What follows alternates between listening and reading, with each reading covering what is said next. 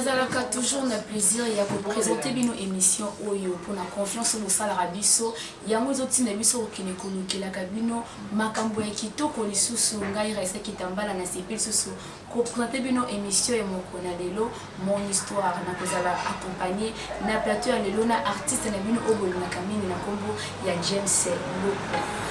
Artiste non merci beaucoup artiste la biso James Loko na sepe mingi mpona émission mpona compétition ya komba biso awa chez yo vraiment esepesi olokasi mpona bato bazolanda yo toloki ba mpe nani oyo ozali artiste na biso James Loko azali mwana ya nani mpe auta wapi afandaka mpe wapi?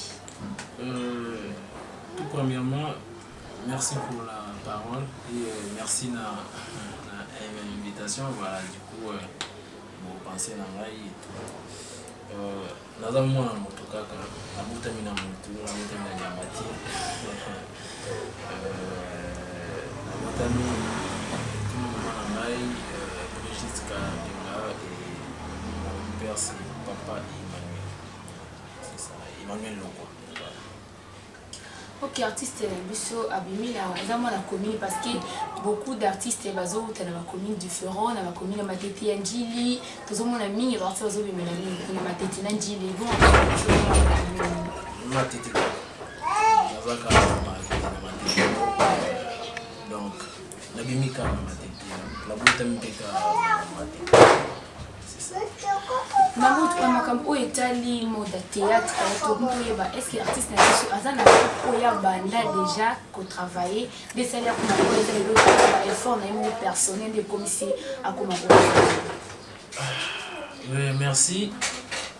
En fait pour banda na groupe en moto je n'ai jamais fait ça.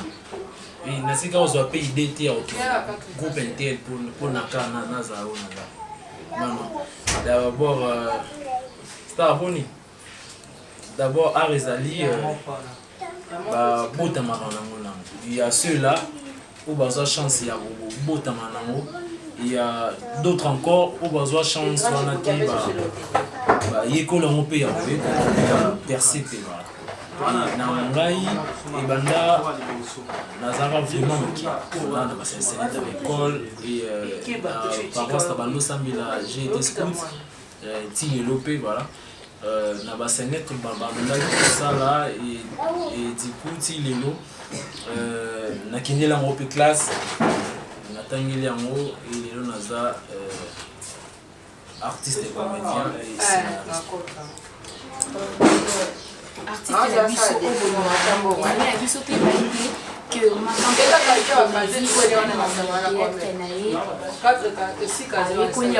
quelque part mais une chose que yatangeli yango vraiment na école yango esali akoma oyo akomi lelo.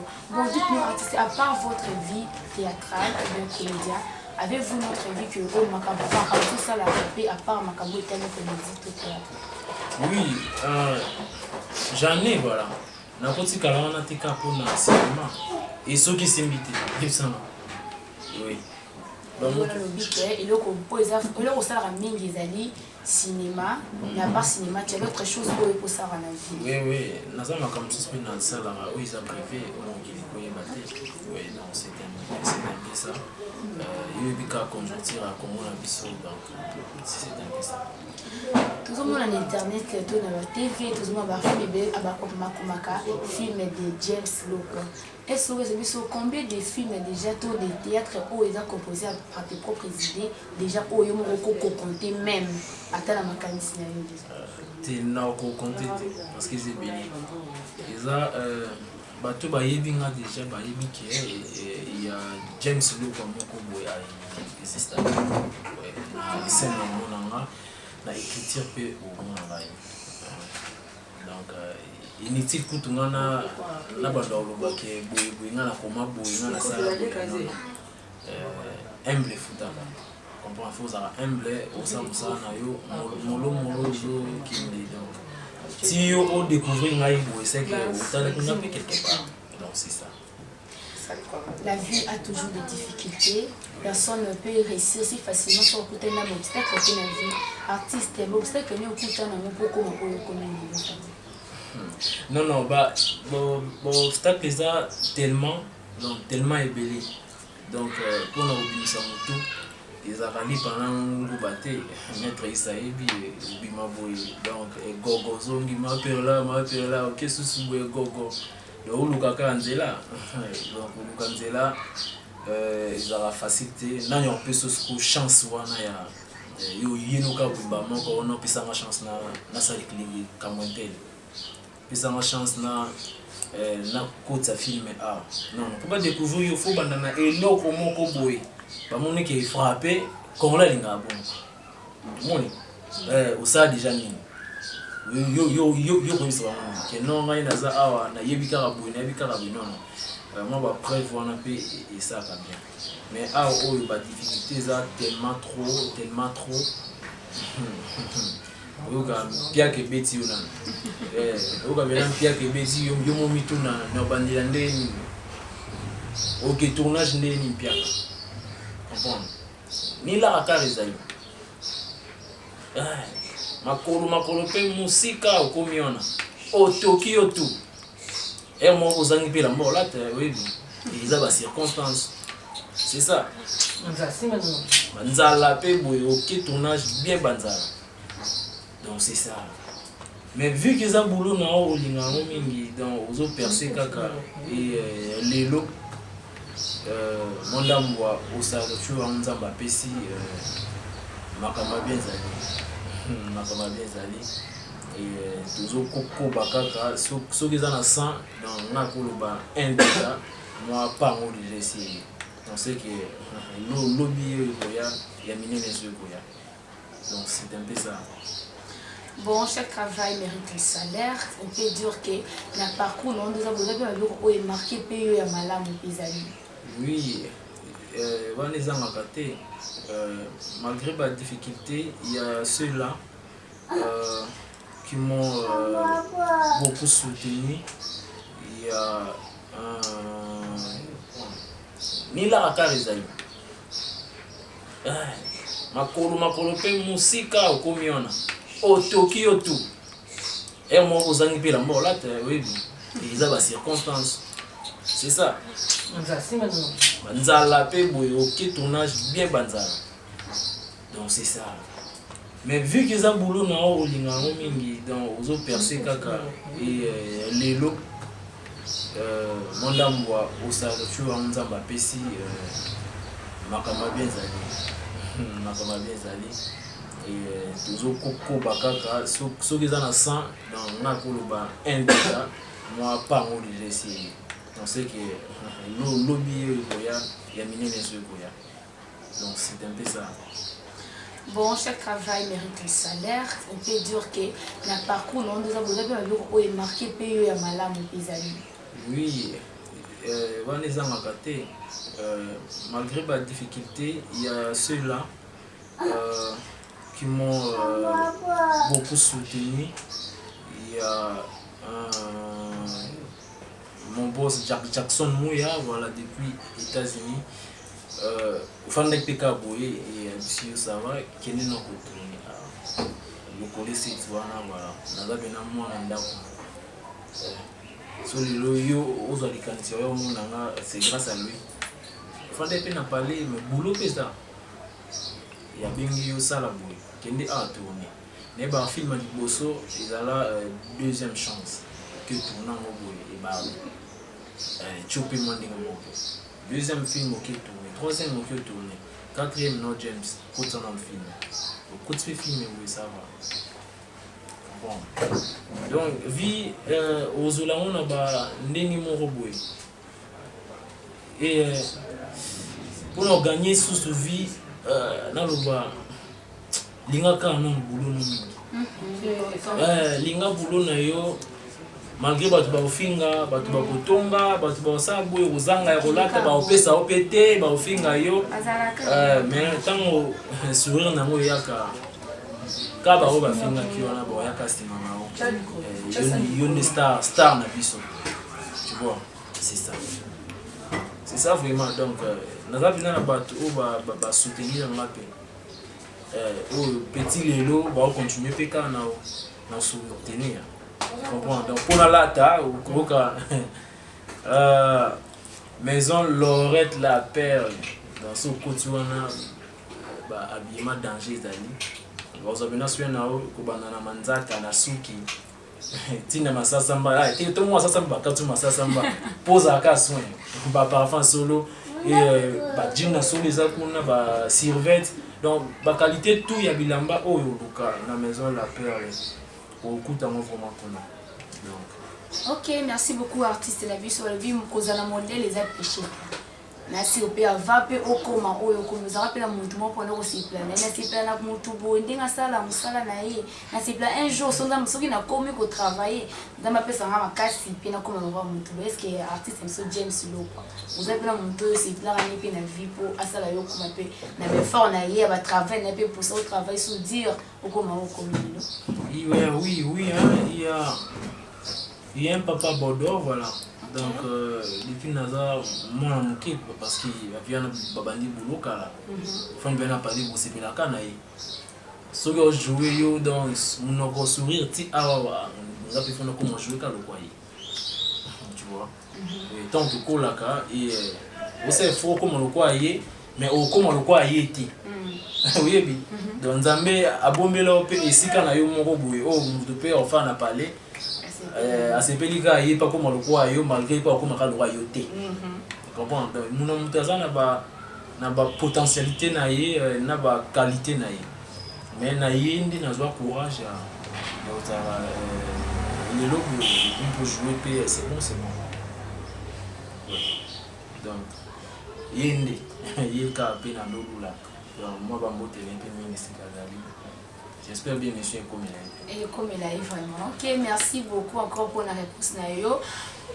Moi conseil mon qui pas ba diko ba di carrière moi aussi ka OP bazar ba peut convier un jour ba koma liko yo moi conseil à malamu ko pesa ba mo pour la mode oya bino bozali ya comédie et théâtre nyos. Ah conseil est simple conseil est vraiment simple. Ils a ba percer quand mingi na copain. Les battre malgré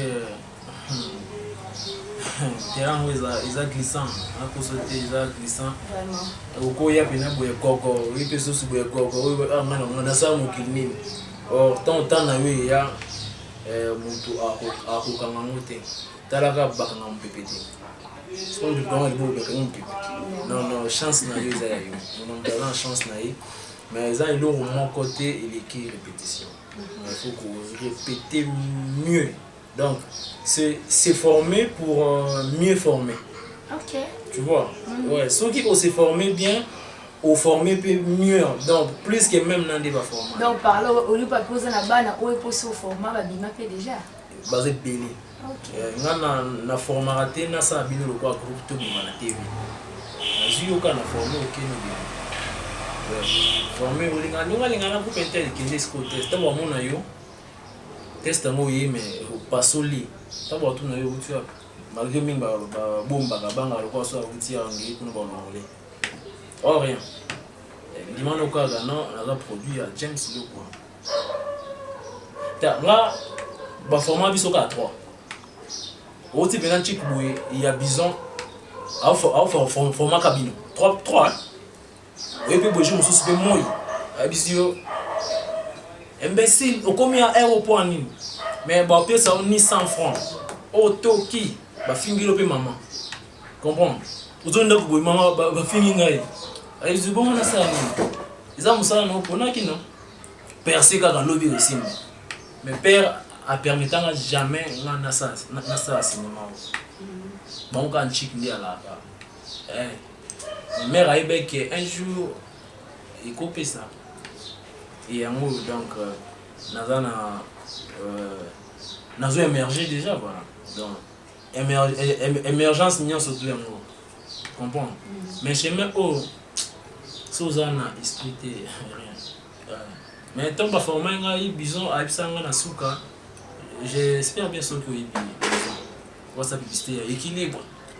J'espère oui bien non. Ouais, c'est mon coach.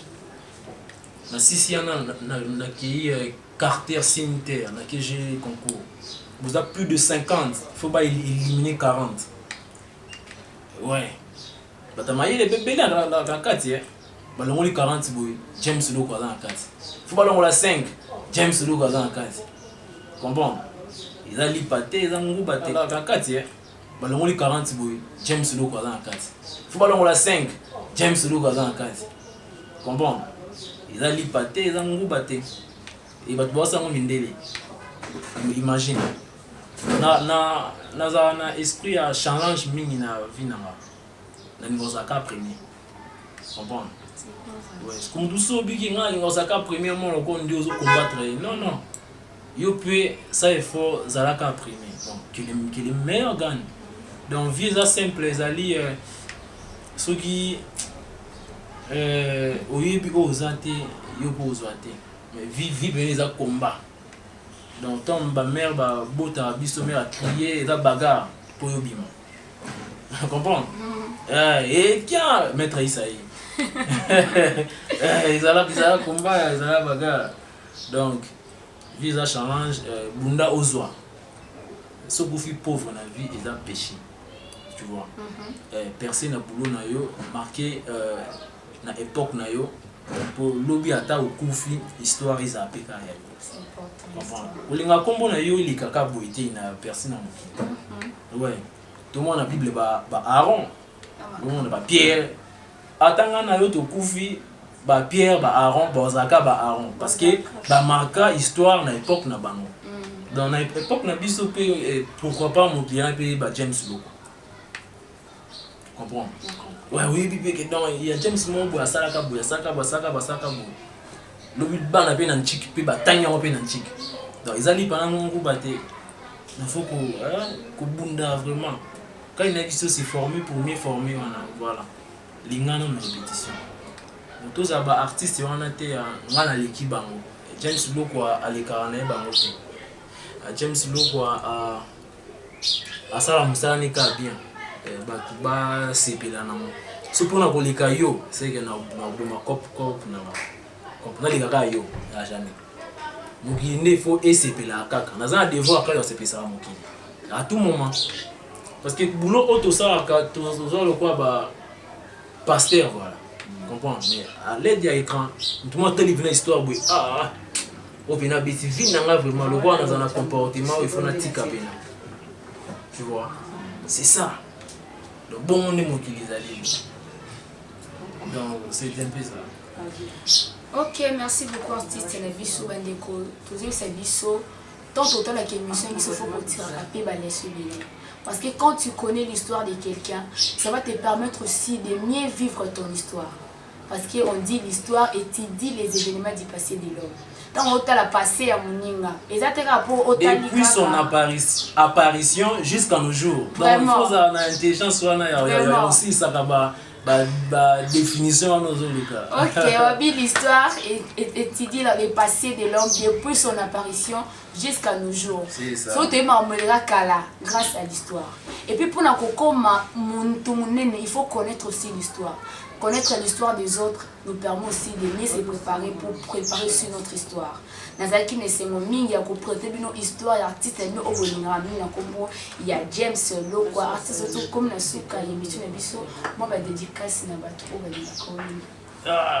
Émission il y a lelo vraiment du coup la piste non merci voilà. Merci beaucoup. Na musika bouti boye bimo na ngati na parler donc na tout ça on na kata parler mais monika ayu mokili papa la James ba monia motalaka.